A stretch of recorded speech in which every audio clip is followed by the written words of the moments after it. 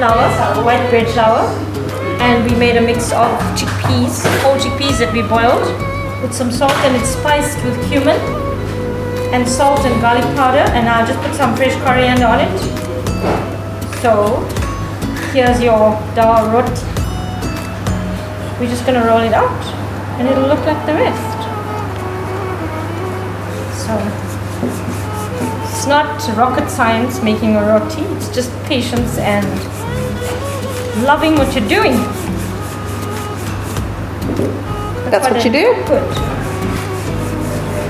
Always loving the food, yeah.